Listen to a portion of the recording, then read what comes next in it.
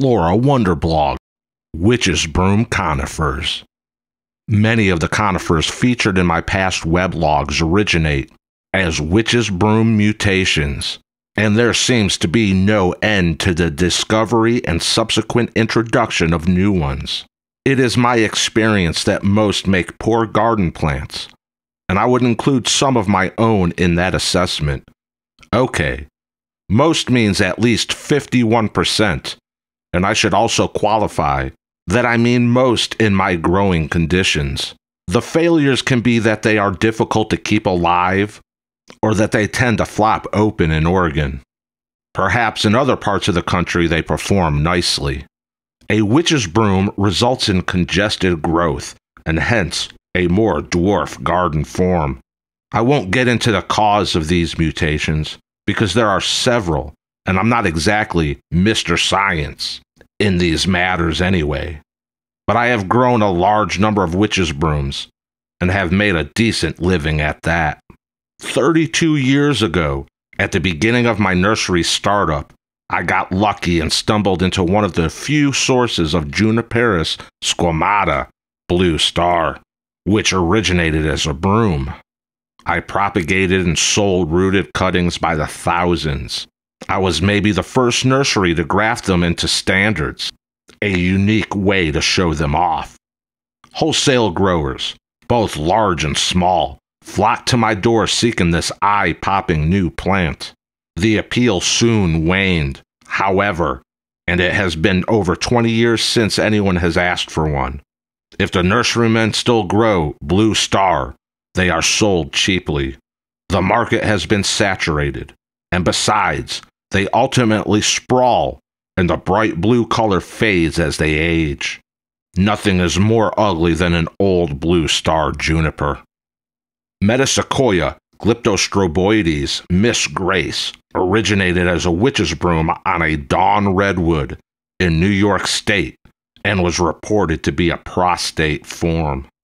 We grafted a few sticks which grew low and flat, but then one day when my back was turned, the crew had them staked up. My impulse was to pull the stakes out and return them to their proper form. Didn't the label say prostate form? But I left them be, and a few years later they were staked to 7 feet tall, and they had become neat weeping trees. One was forced into growth in a heated greenhouse and taken to a display garden in February at the Seattle Garden Show. Miss Grace was clearly a hit plant at that year's show, and plant-starved visitors lined up to photograph it. I'm sure that the great market that we now have wouldn't have been possible if Miss Grace was left as a low spreader. I assumed in a previous blog that a new cultivar of Metasequoia, bonsai, had the same witch's broom origin as Miss Grace, because they are very similar. I was corrected by the Morris Arboretum in Philadelphia that bonsai was a seedling, and the original was growing in their collection. If growing side by side, you can detect a slight difference, but they could easily get mixed up. Metasequoia glyptostroboides, white spot, is a variegated selection, but not one of great beauty, or so I thought until I saw a nice specimen at Arboretum Trompenberg in Rotterdam. Their tree was kept dense with sharing, and it looked very colorful. Anyway, a white spot witch's broom was discovered in Germany by Herr Sherman. This was given to Niels Koels in Holland to propagate and introduce, under the name of Sherman's Nordlich, but it was given permission to translate into English as North Light. We use both names on all of our labels to avoid confusion. It is a fantastic dwarf conifer with cream white foliage, and should be placed in full sun for best color. I regularly scan my largest Metasequoia, Glyptostroboides, Koels Gold, in hope that one day it will produce a broom, and maybe it would be as horticulturally worthy as North Light. Another deciduous conifer genus is Lyrax, and probably all species have witch's broom selection. The first to appear in the American trade was Lyrax lyricina Newport Beauty. It had a flattened globe shape and featured short blue needles. After 30 years, my original plant grows no taller than the 10 inches it achieved when it was 5 years old, but now has spread to 6 feet wide. Ultimately, though, Newport Beauty is a weak plant, and it has disappeared from the trade. Its replacement is Lyricina Blue Sparkler, and it is a great success. Blue Sparkler is a dwarf with bright blue foliage, although eventually it grows more tall than wide in our happy fields. Another Lyricina broom is Deborah Waxman, and it is a compact dwarf with blue-green needles. Lyrax lyricina is the American tamarack, native to eastern North America. Lyrax melani is the Darhurian larch from Northeast Asia. One of its witch's broom selection is the Tharant dwarf, and although neither you nor I can pronounce the species name, this German cultivar is one of the most admired of all dwarf conifers in our original display garden. Spring and summer foliage is unbelievably fresh green, which then evolves to a glowing straw yellow in autumn. Our original specimen is now only 1 foot tall by 4 foot wide.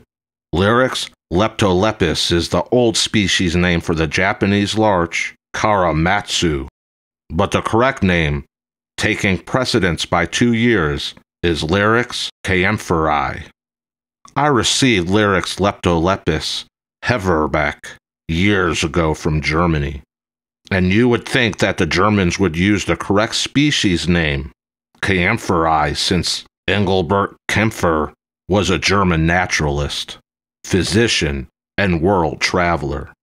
In any case, Heverbeck is a dwarf shrub with a low spreading habit and has soft blue-green needles. Usually it is a yellow in autumn, but some years it can turn orange, and I have no idea why. Lyrax kaempferi Wolterdingen is similar. In fact, without a label, I can't tell them apart. A German nursery woman visited our nursery 15 years ago, and she was pleased to see Lyrax kaempferi Diana, not a broom. Pleased because her employer found it in the wild in Germany. Wait a minute, I thought later that night. How could he have found a Japanese species in a German forest? I saw her again the next day and demanded an explanation. She reported that Lyrax kaempferi was commonly used in German reforestation, as it thrived in heavy soils unlike Lyrax decidua, the European larch. So she was off the hook after all. There are tons of true fir brooms, and Abies Coreana icebreaker has to be the most spectacular of all. It forms a dense flattened globe and is quite slow growing.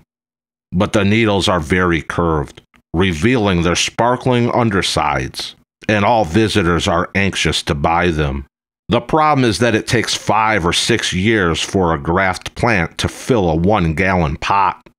I fear that it will become plentiful one day, then hard up or bankrupt nurseries will shamefully sell them cheaply, in spite of their age.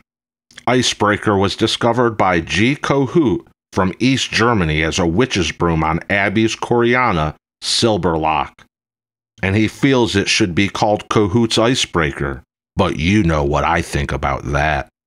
Don House of Porterhouse Farm also discovered a broom in a Silberlock and named it Bonanza.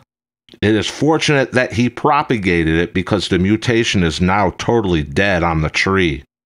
It is even more dwarfed than Icebreaker, which I think is not a good thing. Abies Coreana cis looks like it is of a witch's broom origin, but in fact, it was a seedling selection. Abies Coreana was sowed by a Dutch grower, Roelevink, in 1971, and one diminutive seedling from that batch was eventually introduced as cis Siska was Rolovink's mother's name, short for Francisca. Cis is a very slow-growing and dense, with pretty blue-green needles.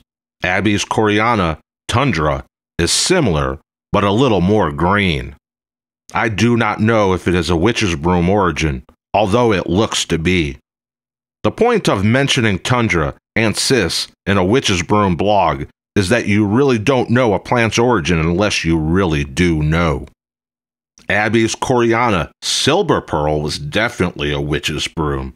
I found on an Abies coreana by G. Hortzmann of Schneverdingen, Germany, a town I spent the night in while I was visiting son Buchholz Nursery. Silver pearl is basically a green miniature ball with some of the needles' silvery undersides visible. One wonders if Silzerberg and Silbermavers are of the same plant, but we'll keep them separate for now. The white fir Abies concolor is a West Coast USA species with a number of witch's broom dwarfs.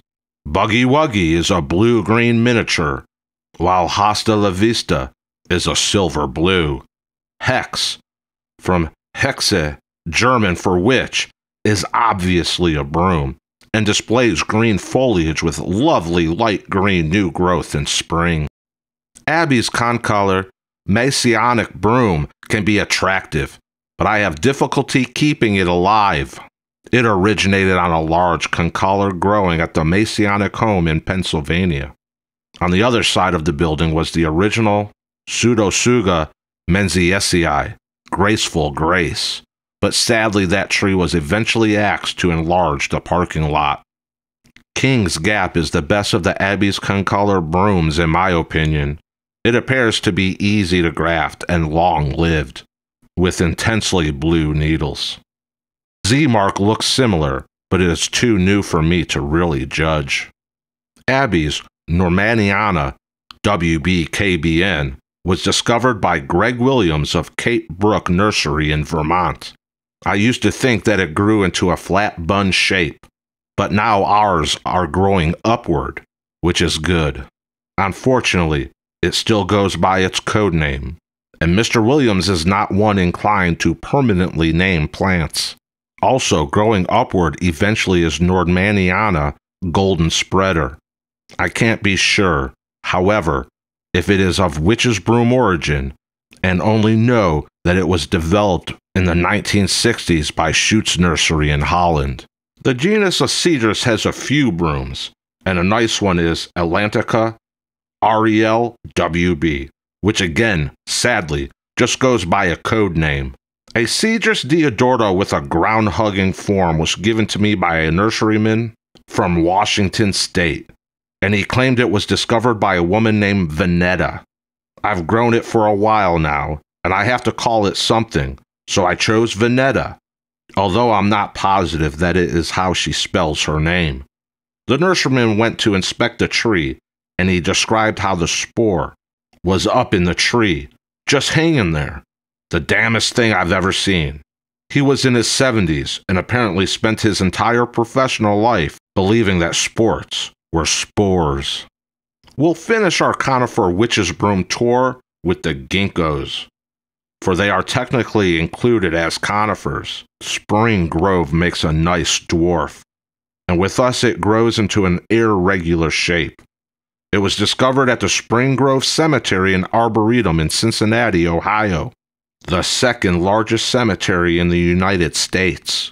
I grew it for a few years before I discovered that there was more than one broom, or that there was a number of seedlings from that broom. For what it's worth, my start is WB87. I don't know if that means 87 or more brooms, or the date 1987, or what. Perhaps a Midwesterner can set me straight. Ginkgo biloba troll is from Europe, and I first saw it in Holland. When young, its leaves are large, in a greenhouse, and visitors have no idea how dwarf and congested it eventually becomes. American is from Holland, and it grows low and spreading naturally, or it can be staked into a pyramidal tree. Some growers have taken the liberty to spell it American, which might be correct, except that Marieke is a Dutch woman's name. I collected 2 American labels on a plant trip to Europe 10 years ago. In Holland, it was spelled Marieken, and in Germany, American. We also grow a cultivar simply called witch's broom, which is a poor name, as if only one ginkgo ever produced a broom. So, which witch's broom? Before I wrote this blog, I made a list of conifer brooms. It included plants such as Cedrus atlantica, sapphire nymph, Cedrus deodara, pygmy, Chamaecyparis piscifera, baby blue ice, and curly tops, and a number of others. Then I realized that these appeared to be from witch's broom origins, but I wasn't sure. I'm ready to stand corrected on any false claims, and I'll pick a new subject for next week's blog. If you are a specialty nursery or boutique garden center wanting the rare and exceptional plants your customers love, register as a wholesale customer on buchholznursery.com today.